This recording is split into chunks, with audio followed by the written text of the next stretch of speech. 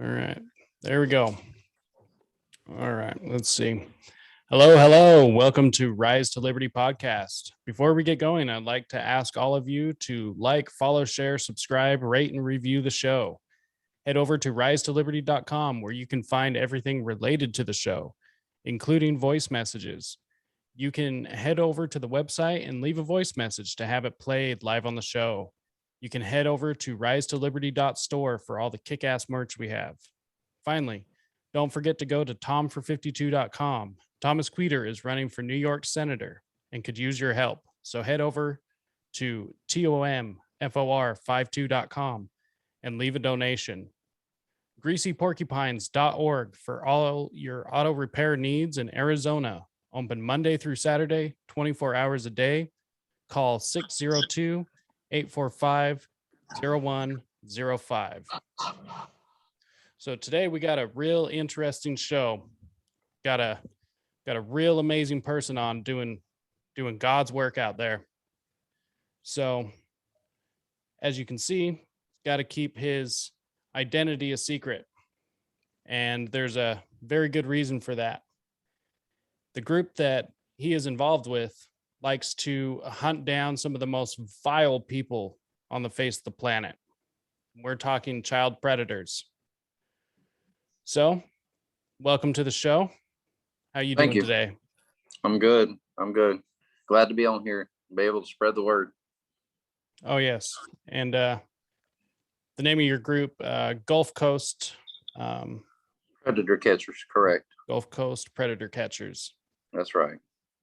So, we'll just get right into it.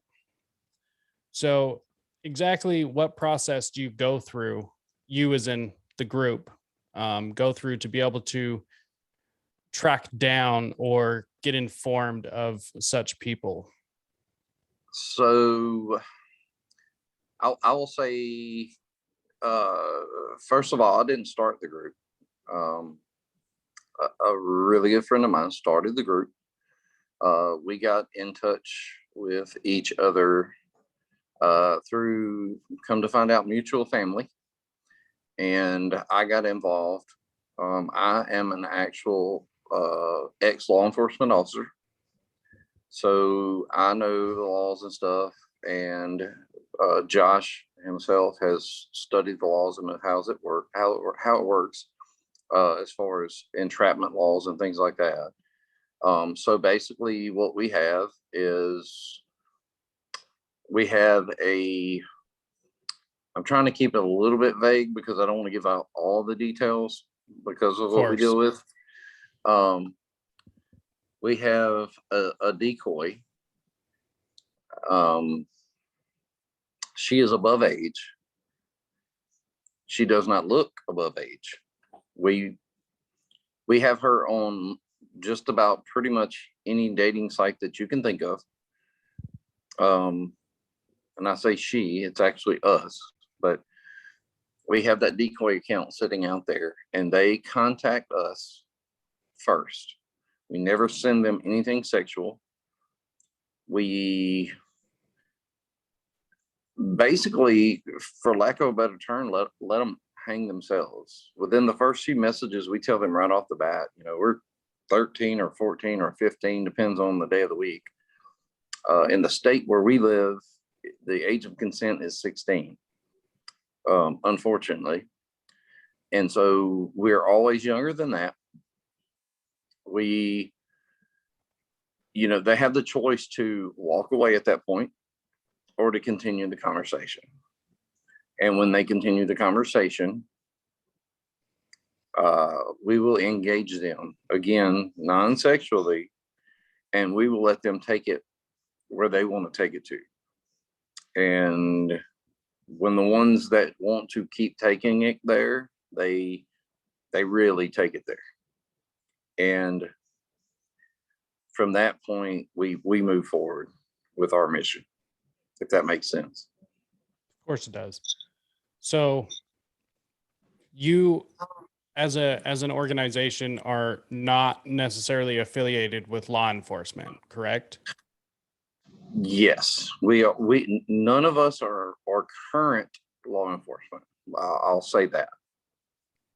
And so that's you yourself are past law enforcement, and so Correct. Correct. this is a Good Samaritan thing, basically. Correct. That is absolutely correct. I don't get paid to do this. So, not being affiliated with law enforcement, does your organization run into opposition from the police? How does that work? Do you work with them, or? So, we have run into opposition, which is kind of funny. Truth is, the department that I work with, the sheriff's office that I work with, is the one that has been the most difficult, actually. Neighboring counties, the feds, no problem with them.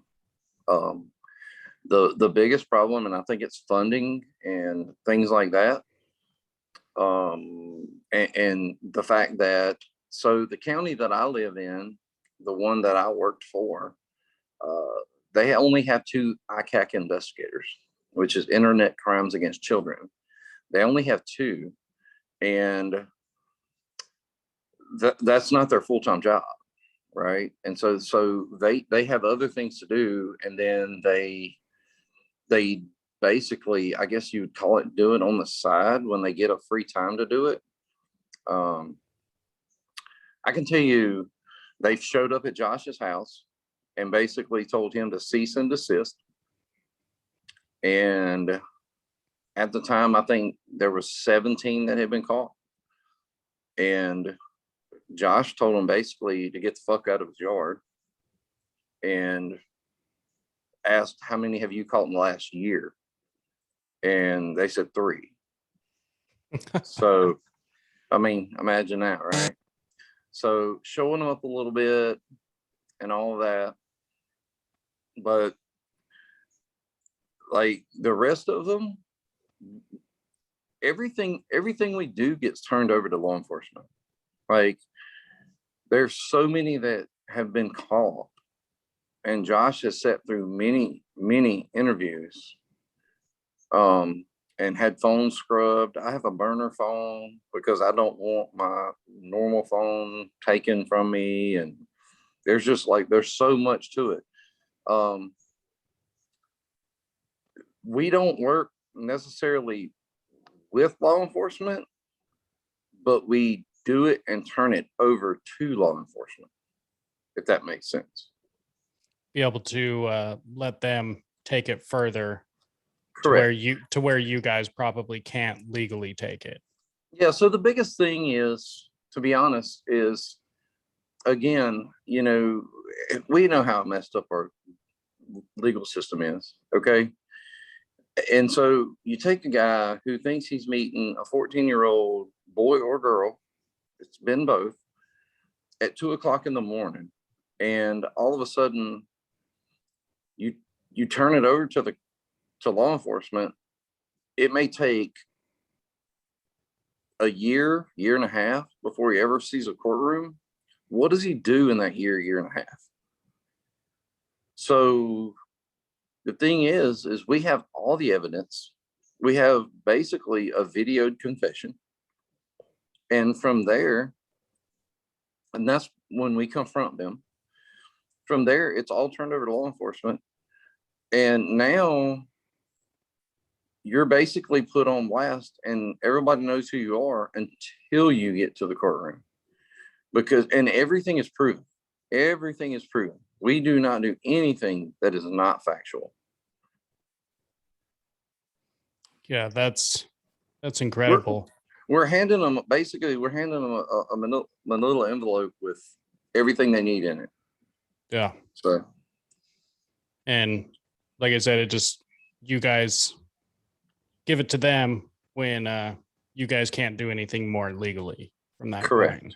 Correct. Even though I'm sure you guys would want to, but well, not legally, but yeah. For the sake of the organization to keep it going, it's probably to keep the best. the mission going. Trust me, there's plenty of times we want to turn the camera off and handle things, but to keep the sake of the mission, we don't do that. So exactly how do you guys prepare for this mentally?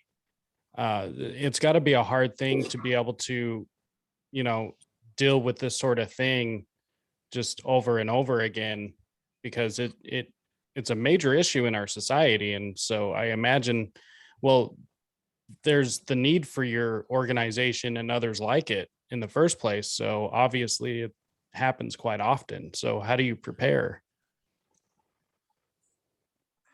I don't know if you can call it preparing, really, to be honest.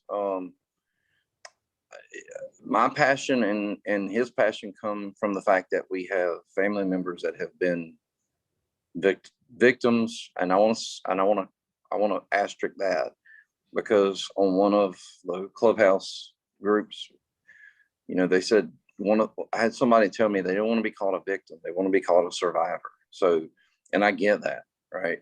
We have both of us have very close family members who are survivors of sexual assault. Actually, it's kind of crazy. My son went to stay the night with a friend yesterday, and just something told me to tell her who I was and what we were doing. And I seen it on her face.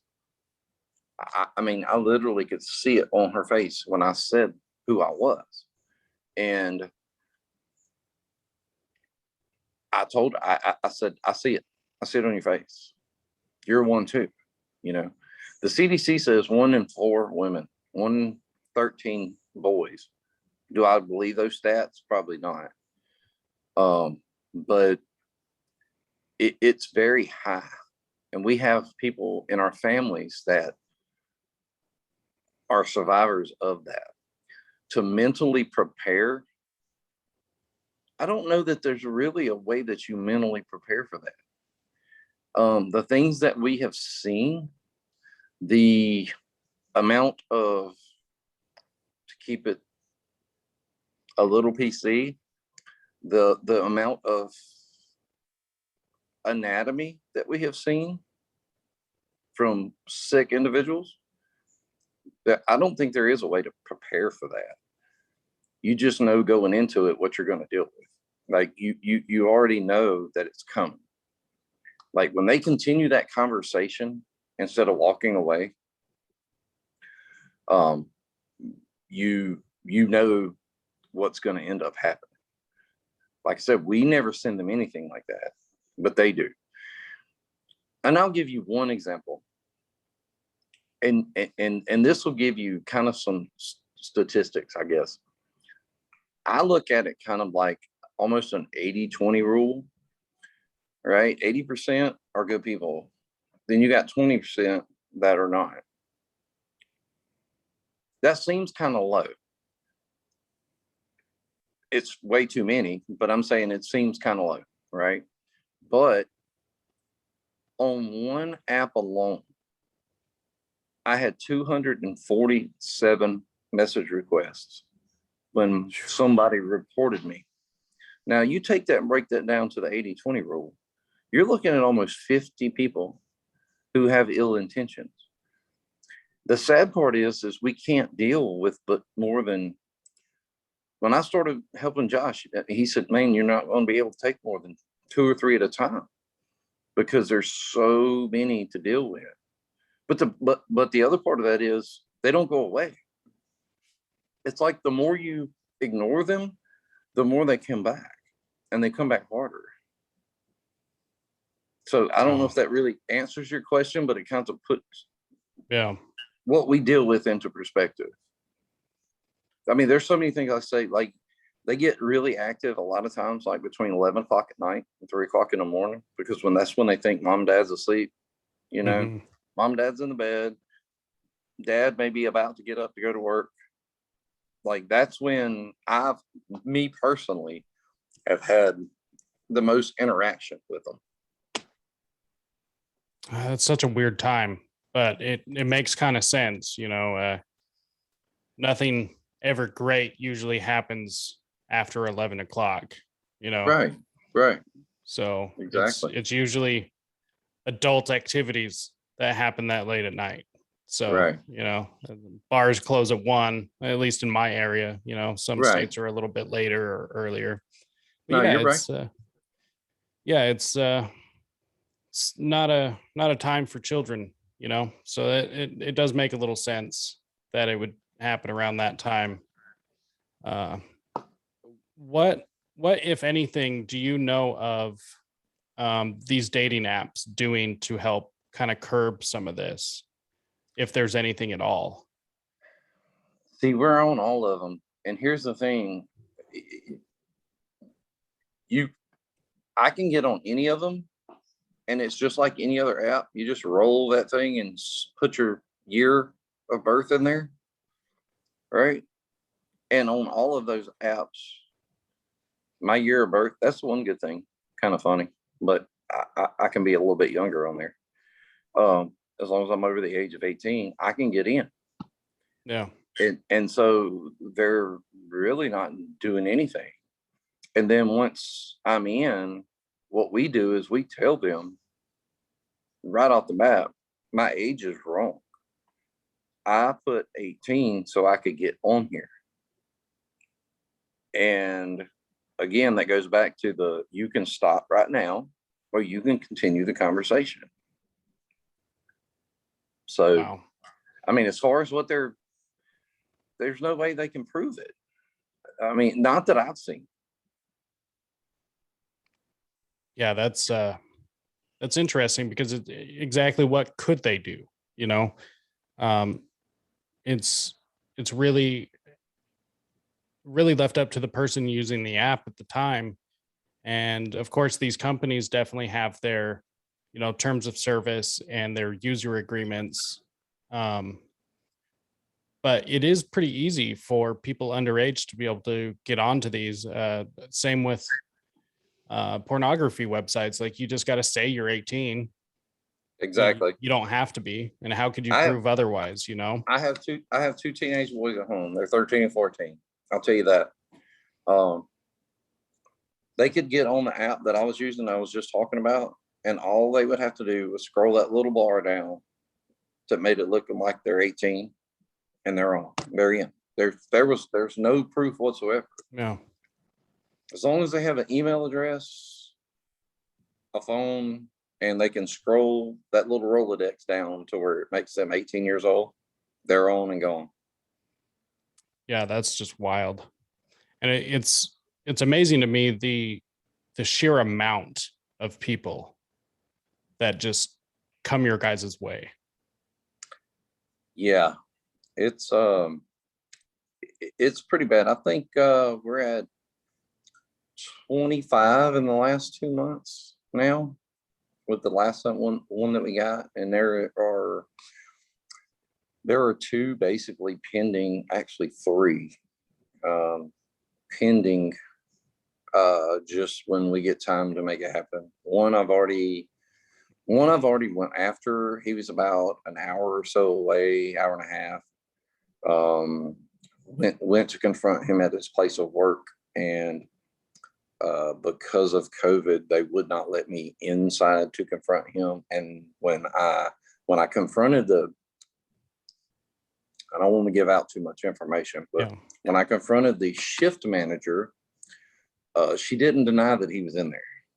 She didn't deny that she knew who he was. I had 8x10 portraits printed out of his text messages and all of his info. She went in and got the GM. He come out, and what's kind of funny is because he actually told me that because I wouldn't give him my real name, that I was hiding something. Mm-hmm. Although I had it all right there in my hand and showed it to him and actually left it with him. I said, you know what? You can have it because I've got it all on my phone anyway. It doesn't matter. You can have these copies. I can make more. Yeah. All day, every day. So that was one of the ones we got. I've got two that, and I hate to even say it like this, I had one I was actually going to get. I think it was week before last, but we use, like I said, we have burner phones. My burner phone died on the way to meet him Oh, at like midnight. It died on the way there. So ended up having to turn around and come home. But he's already committed multiple felonies. So it's just a matter of time. A lot of times, if you let it soak and simmer, they come back even harder, really. But yeah, I think it's 25 confirmed in the last 2 months. And it's not the people that you think.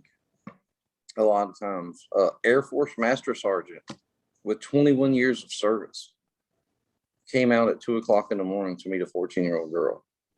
A bank manager who came out to meet a 14-year-old boy who thought he was going to take his virginity. So it's not the people that you think a lot of times. yeah, and that was going to be my next question is what if any common factor do you see in the people that you end up being able to confront? Is there anything? It's random. And that's what gets us. It's random. There's one that me and Josh call basically public enemy number one, to put it mildly. This guy has hit us on 3 different accounts, 3 different decoy accounts. But the reason we call him number one is because you can tell, like, in our opinion, he's done it before, right? He's done this before. He skirts the edge. He knows the rules. He knows the laws. He skirts the edge. I was talking to him after he had hit Josh twice. I was talking to him, and he's sending me pictures in the bathtub, but he makes sure that his pictures are just above where they need to be. But yet he'll turn around and say, well, I get fatter on the way down, and things like that. And then he asked me when my birthday was. Well, I threw a random date out there, September 13th. Okay, random date. Well, in the state I live in, age of consent is 16. I had told him that I was 15 the whole time. We had been talking for days. And he's like, well, you need to contact me in September. He's 51. Wow. Yeah. I'm pretty sure he's using a fake name. He told us that he had his own construction business. Now, let me preface that all by saying we have someone that can pull pretty much anything you can think of quickly. We can't find him. So pretty sure all of that, I can all the way down to your business license, I can pull it. Like, it doesn't take long. So I'm pretty sure all that was kind of a BS thing, but that's the one that me and Josh have talked to both, and it kind of scares us the most because I'm pretty sure he's done this before and don't know if he's doing it now. Yeah. So we kind of call him public enemy number one for us. The golden goose. Yes. Yeah, man, that's some heavy duty shit right there. Yeah. It's fucked up. Is what it is, man. Yeah, no doubt. So have you ever come across somebody that just blew your mind? Maybe it was like their first time, they were like a family man, one of these people in society that would be like an upstanding citizen, somebody that would have just blown you away that you never would have guessed in a million years. What's surprising is there have been several that have kids at home. Like, they have their own kids at home. Like I said, that master sergeant, 21 years, man, in the Air Force, right? 21 years. He threw it all away. Like, it was gone.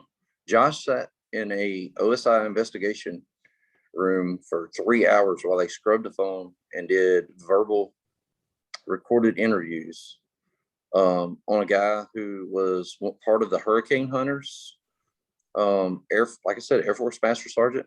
Like I said, the bank manager. It's people like that. It it's not the people that you think a lot of times. We had people come way away, at least an hour away, hour and a half, to meet up at 1 or 2 o'clock in the morning. Like it's there was one that came out of about an hour and a half away from us, came down, thought he was meeting, and I'm just trying to keep it vague. Yeah. An hour and a half away, and so he thought that the 14-year-old's mom was working from 7 at night to 7 in the morning, and so he showed up at 2 o'clock in the morning at a hotel, thinking he was going to meet a 14-year-old child, and that ain't what happened. It didn't go down like that. The last one that we got, well, I'll let you continue with your questions, because I think part of your other questions is something that will explain that one a little bit better. Yeah. So, do you actually work with any other groups? That was the question outside of yours. I figured that was the question you were getting to. Yes. So, so there's several groups that we work with. I think Josh said the other day we're one of the top 5 catchers in the country. We work with folks. I have numbers in my phone from Florida to Washington State. The last catch that we made, and so now I can expand on what I was going to say, was actually a group that's basically they're getting kicked off. They really are. And it's a group called Southeast Texas Predator Poachers. They contacted us and they said, hey, look, we've got this guy baited. He's in basically your backyard. Do y'all want to go get him? And so we were like, yeah, we got this. Josh called me. I'm like, be there in an hour. So I hauled ass, got over there. We got him. Again, another individual. So I go back, it kind of marries with the last question. He had 2 kids. He actually was a victim himself as a child. And our thing is at some point you have to break the cycle, right? Don't continue the cycle. And so we'd ask him all kind of questions. We gave him shit, man. We really gave him shit. And then, like I noticed that he had a ring on, and I asked him, hey, are you married? And he's like, no. Are you seeing someone? No. Well, that was all bullshit, because we went live with that catch. And we actually got the Southeast Texas Predator Poachers on the phone to be able to talk to him themselves too, because they're the ones that we owed the credit to for bait, for actually catching him, except for the fact that we were physically there.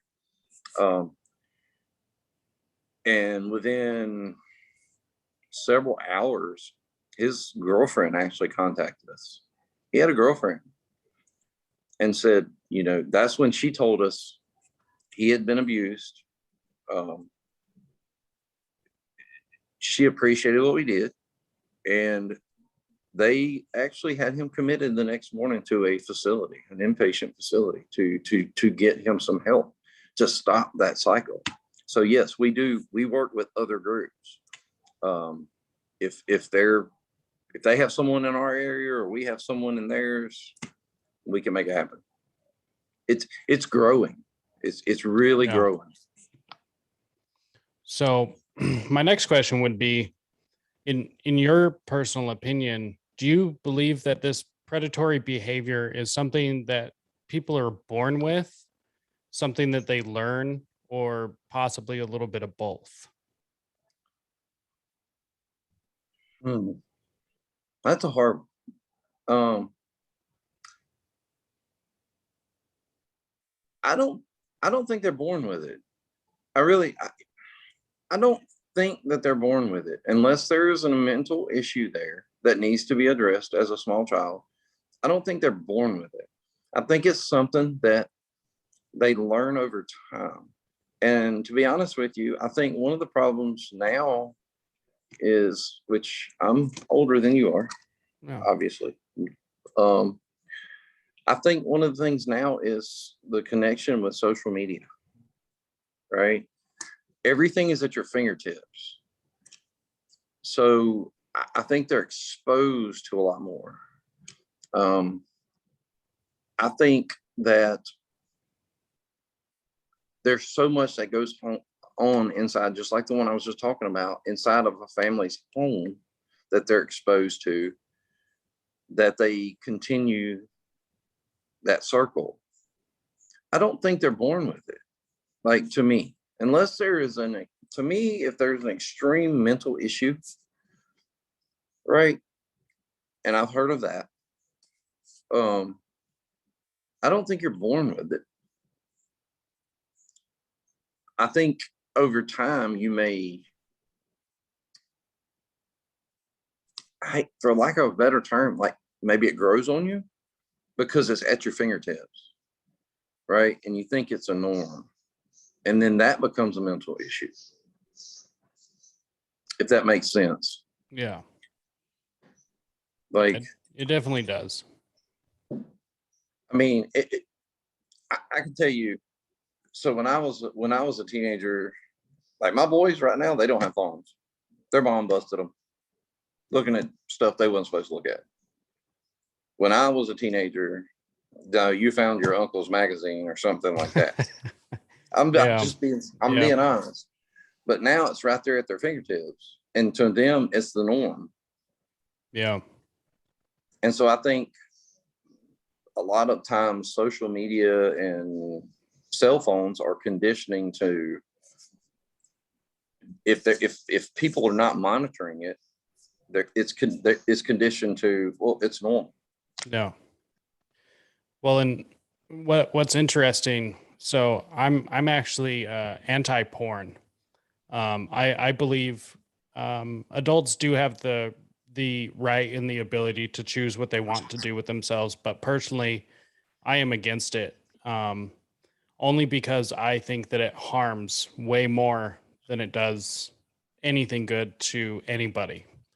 Right. Um, I have a belief that the porn industry itself kind of pushes a lot of ideas out into society. Um, you can go to any big name porn site and see just on the front page, some of these sexual ideas that are being pushed. And a big thing right now seems to be the incest thing, Right. which is Yep. very concerning to me.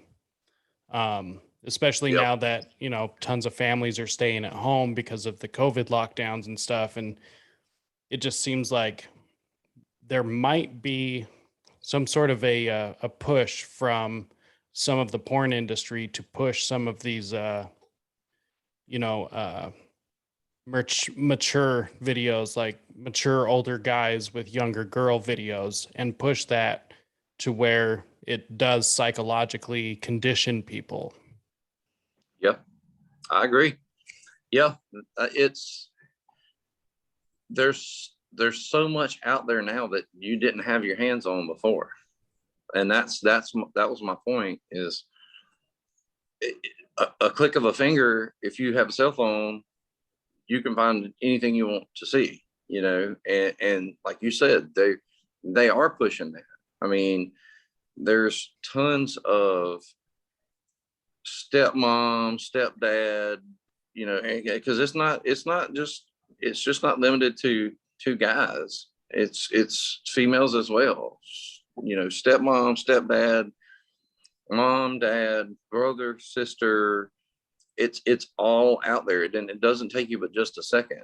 And so if people aren't aware of what their kids are really looking at, If they're not, taking the time to look at your child's phone, they think that's the norm.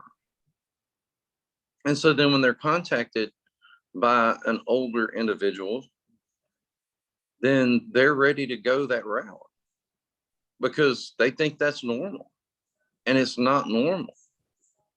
It wasn't normal before everybody had a cell phone in their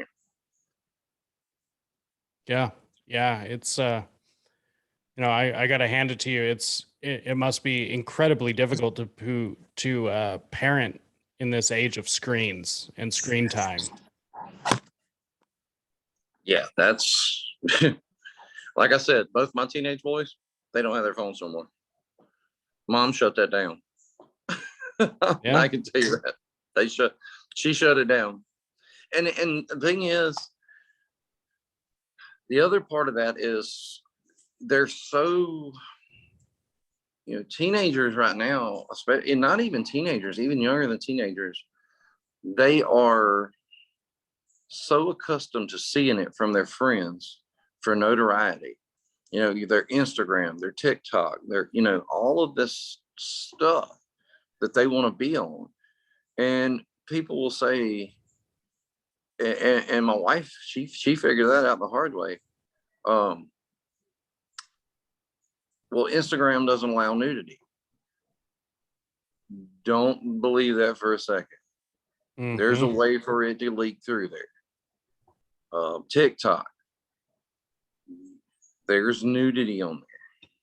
And if you're not monitoring what your kids are doing, then I hate to say it, but you're failing as a parent. You really are. Because if you're just handing that, I call it an electronic babysitter. If you're using it as an electronic babysitter, you're failing as a parent. Yeah. Somebody is probably going to get pissed off when they watch this, but it's the truth. Yeah. Well, and if they're getting pissed off, then maybe they need to step back and take a look at the way they're parenting. Right. Because, yeah, I agree with you. I mean, it's a computer that you can put in your pocket. Exactly. Anything you can do on a computer, you can do on a modern smartphone. That's and right. to give a child unmonitored access to that is bad parenting. Yeah, you're giving them access, unmonitored access to the world. Mm-hmm. Really. I mean, you think about it. I mean, I'm on a phone right now, right? Yeah. And I can do anything I want to.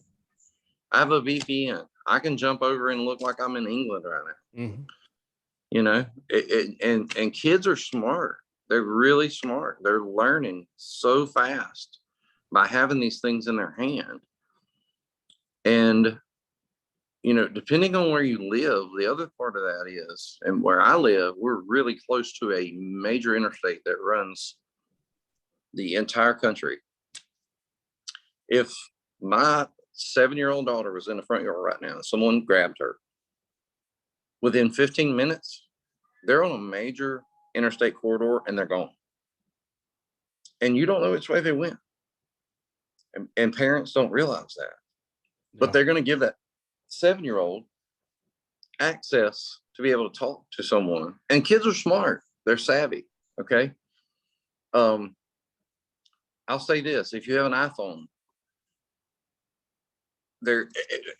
I'm just saying iPhone because that's what I have. Okay. I'm sure it's the same for the others, but if you have an iPhone, it comes with a calculator. Look at your kid's phone. They don't need more than one calculator. There's calculator apps out there that they hide things behind. They can get on a certain calculator app and it's free for them. They'll get on that app. They punch in a certain set of numbers and a certain percentage sign or a multiplication sign or whatever. It opens a whole new world behind what's actually on that phone. And it could be apps, it could be dirty pictures, it could be tons of things. And so many parents out there are oblivious to the fact that that stuff is out there. They just look at it and they go, well, I don't see anything dirty on there. But there could be. You just don't know where to look. Yeah.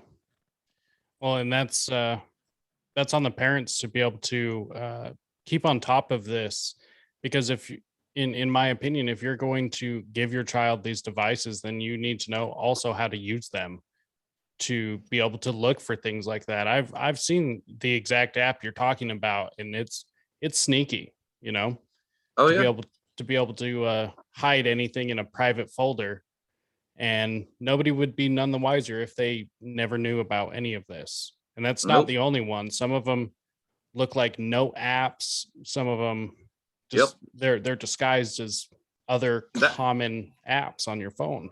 Yeah, that was just one example, but you're absolutely right. Yeah, it's absolutely wild.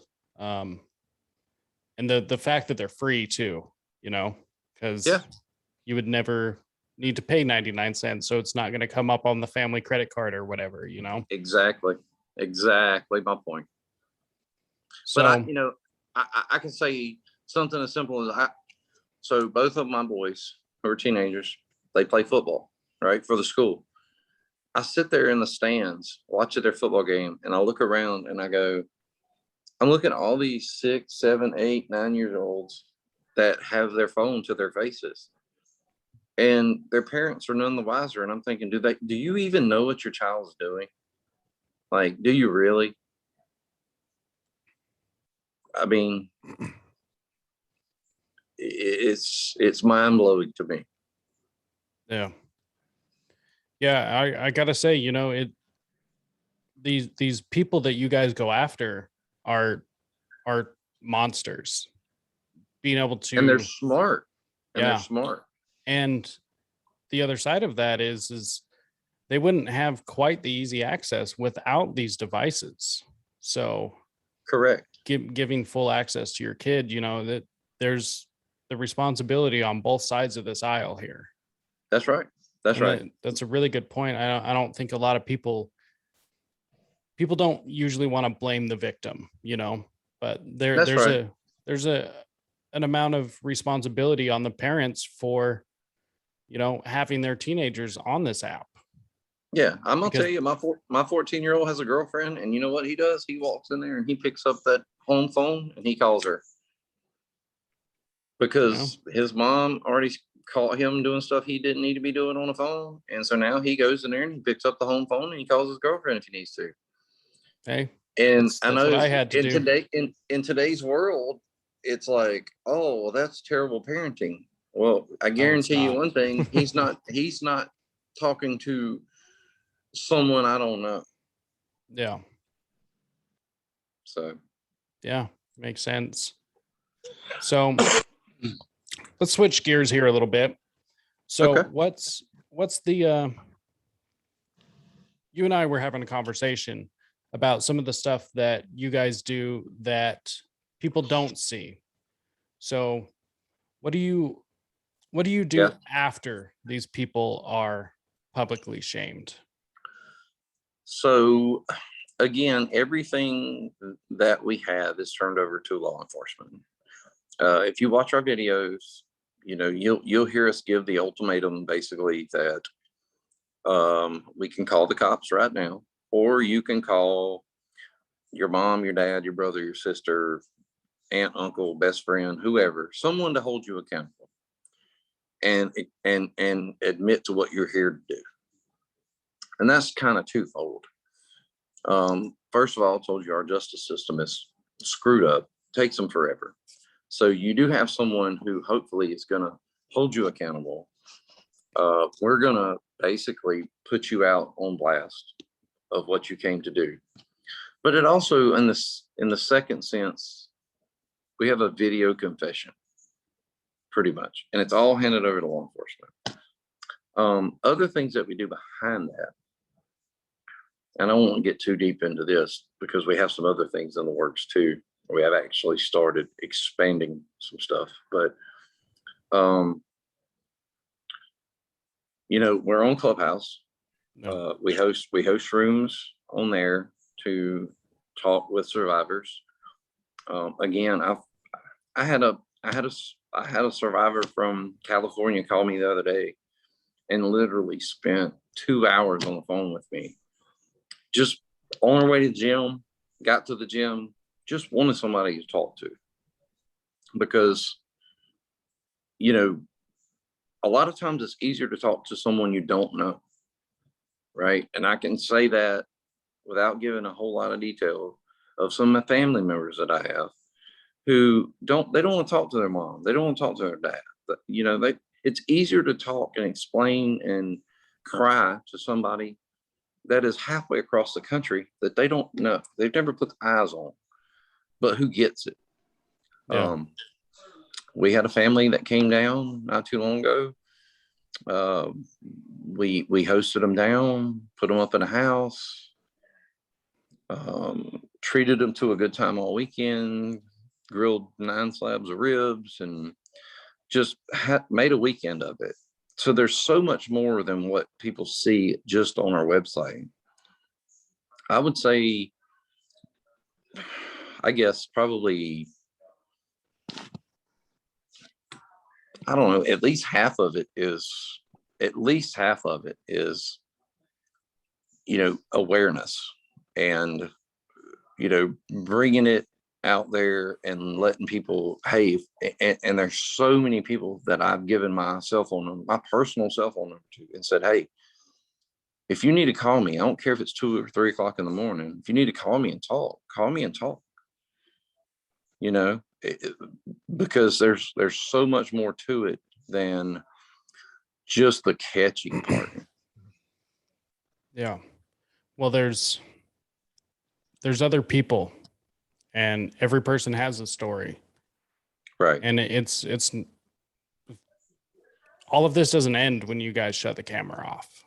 No. So what happens is you end up sitting in an office with them, scrubbing your phone and giving interviews and, statements and affidavits and all that kind of stuff after it's over with. The biggest thing for us, though, is to be able to put it out there, because we already have the proof. And there's nothing on our site. We do not allow anything on our site that is not factual, because that gets us into a defamation of character or slander case or anything like that, libel. Yeah. We don't do anything like that. Everything we have proof of. But what it does do is it puts that information out there that basically says, this person, we have all the messages, we have the videos, we have everything on this person, and then we turn it all over to law enforcement. So what you see on the end of our videos is, we give them, like I said before, we give them that option. 95% of the time, they will take that option to call someone. And at that point, it's like, okay, well, now I have a confession and all that. What you don't see is when the camera's turned off, it's all turned over to law enforcement anyway. Yeah. That's so you mentioned, some law enforcement don't really take kindly to what you guys are doing. Do you think that's because you guys are doing a better job than them? You're kind of showing them up. Do you think that that's how they're taking it? Yeah. And I don't know if it's because of money or what. Like I said, the county that I live in, there's only 2 ICAC investigators, and that's not their full-time job. We have the time to do this, the time and the resources to do this. But like I said, the one investigator showed up at Josh's house. All right. And I'll tell you this, I live on a 1 mile dead end road. So, and I'm out in the county, I'm not in the city. No. So I would see a law enforcement officer come through my road maybe once a month, maybe once a month and a half. Well, now they're coming through 2, 3, 4 times a week, just slow creeping past the house. No, seriously. Interesting. But the sheriff of the county that I live in is also running for state office. And I don't know if that has anything to do with it. I'm not saying it's tied in together. No. But I'm just saying I've never had that situation happen before. Like I said, I live out in the country. My boys ride four-wheelers and dirt bikes and stuff up and down the road. No problems, you know. But now it's like 3 or 4 times a week. They're slow creeping by the house. Well, like there's nothing out here. Like, what the hell are you looking for? It very well could have something to do with that. Of course, that's just opinion and speculation on my end. Only because of the nature of politics. Yeah. You know, I mean, I can't nail it down that that's the reason, but it just so happened that when I got tied in with Josh, that's when it started. Yeah. So, well, and you guys, like I said, you guys are doing God's work, and thank you. It's some big, heavy duty shit, and you know we need more people calling people on this. As I've gotten older, I've come to realize that this child predator issue is a much larger issue in society than I ever thought it was ever. Every time I turn around, there's just more and more evidence of it being a massive issue.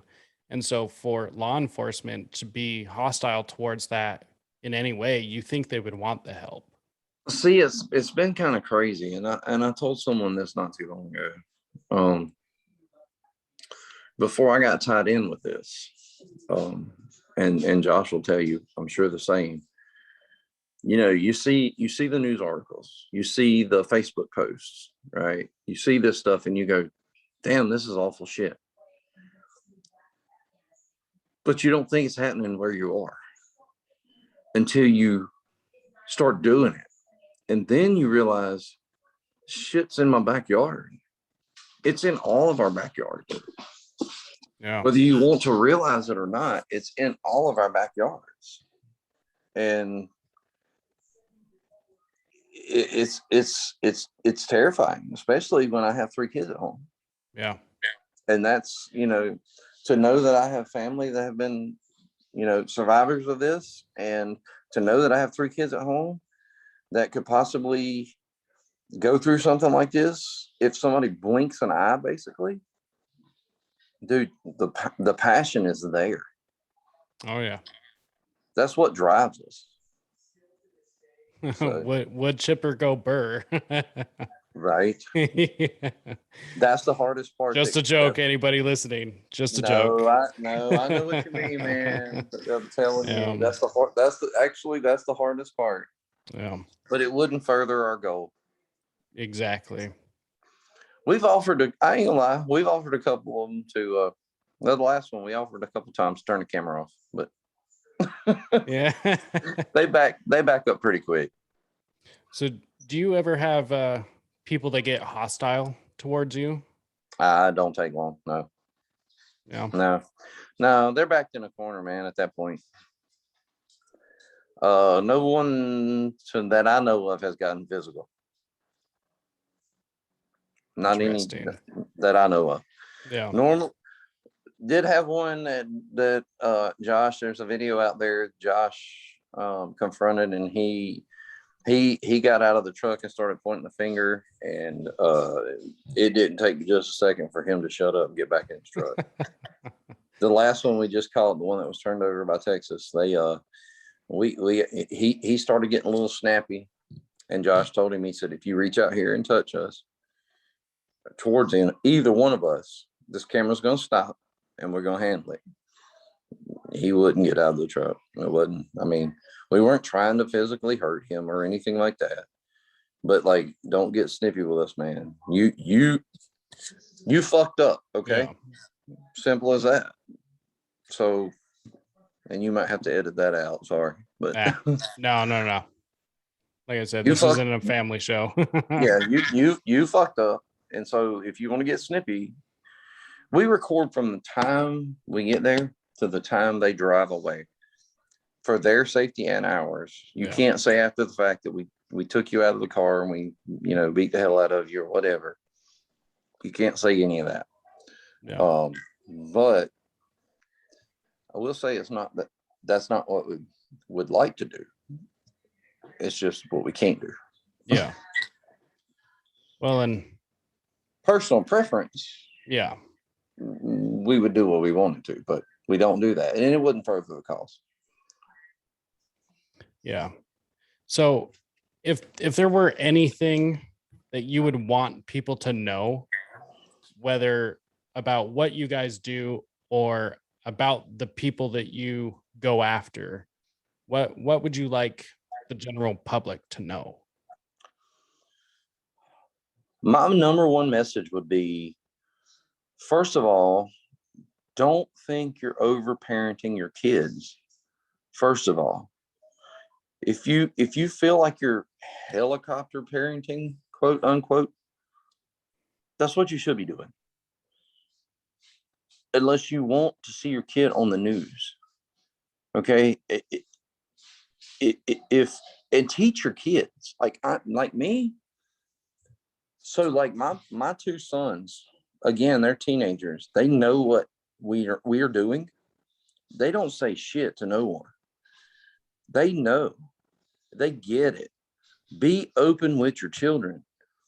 Don't try to hide things from them. Don't act like the damn world is all hunky-dory. The world's not perfect. You need to tell them. Like, seriously, tell them. So many parents want to just kind of, well, don't do this, don't do. No, tell them straight up. There's people in this world that will take you away. They will take you to another country. You will be gone. Don't skirt the subject. Be straight up with your kids and stay on top of them. Because if you're not staying on top of them, somebody else will. No doubt. And when I say stay on top of them, take that damn phone away for a week and watch what happens. Watch what happens. I mean, both of my boys, they played football for the school. Hey, if my boys go to school and they ain't got a phone to call me and say, Dad, I'm done with football practice, guess what? There's another kid right there. They know how to call me. Yeah. The coach has a phone. He can call me. Don't quit trying to be your child's best friend. Be a parent first. My boys love me to death. If I go towards my vehicle, they're coming that way. They want to go. They love me. But it's not my job to be their best friend and give them everything they want. It's my job to be their parent and keep them safe. That's the hardest thing that I can try to get people to understand, because they feel like they're a failure as a parent if their kid doesn't have the latest iPhone or the latest whatever. When your kid's gone, you're not going to give a damn about that. When your kid gets victimized, you're not going to give a damn about that. You're going to go, why did I let this happen? Does that make sense? Oh yeah. Yeah, it's exactly what every parent should hear. And that message should be spread around. I'll make sure and get that message out to as many people as possible. Thank you. So on that, I think we're gonna wrap it up here. But I definitely want to thank you for coming on, and I would definitely like to invite you back, and I would like to have Josh on at some point. We Yeah. can get a little panel going, and we can just sit and get an update and just shoot the shit for a little bit. So yeah, man, that'd be great. Like I said, Josh was going to get on, but he wasn't able to make it this afternoon. But we're welcome to come back. The more that we can spread the message, man. Yep. We look at it like this: if we can save one at a time, we're doing something. You know, that's one less parent that has to worry about their child. And that's one less child because, you know, Josh said it best on the last catch that we did. There's so many children that get victimized that they can't hold relationships in the future. Some of them commit suicide. It mentally messes them up. They can't hold a job, you know, because of things that happened to them in the past. That's what we're trying to prevent. That's what we're trying to prevent. Because I've seen it. I've seen it in my own life. Yeah. And so has Josh. So, yeah. you know, with people around us. And so that's what that's the goal. And so the more awareness that we can spread, the better off we are. Yep. Well, and I hope somebody gets something out of this. Well, you guys are definitely always welcome on my platform. So Thank you, man. You guys got a home here, and I'll make sure and you know, like I said, get the word out. I'll get this spread this interview around to as many people as possible. So, do you got anything to plug? Anywhere for people to find you? On Facebook, we're Gulf Coast Predator Catchers. On YouTube, it's Gulf Coast Gotcha. On TikTok, it's Gulf Coast Predator Catcher without the S. Pretty much if you type that in, you'll find us wherever you want to go. And so, you know, like I said, we don't do this for profit. You know, we don't care if we have 5 subscribers or 5 million. It does help. It helps buy equipment. It helps fund the cause. But, you know, it's more about the awareness. But yeah, Gulf Coast Predator Catchers. We're on pretty much all your social media that you can find. Perfect. And one last question: if somebody Yes, has sir. if somebody has a tip or anything needs to try and get a hold of you guys, is there what's the best way to do that? So the best thing to do is if you go to Gulf Coast Predator Catchers, or you can go to our site on Facebook and contact us, or this happens a lot, or you can go to I go by Shane, Don't Know. Josh is Josh, Don't Know. One word, Don't Know. You can message me direct. We get messages all the time from people who want information, or want a little help, or just want to talk. And so you're more than welcome to get with us anytime. And if the conversation warrants it, I will give you my personal cell phone number and we can go from there. Perfect. And I'll make sure and link all of that stuff in the video description. And there will be an audio version of this. So I'll make sure and, you know, have show notes, which will link to all this. So all right. For anyone interested, that's where it's going to be. Once again, I'd like to thank you. And like I said, we'll have you back on. Jacob, thank you, man. I appreciate it. Yeah, it was a pleasure. Yes, sir.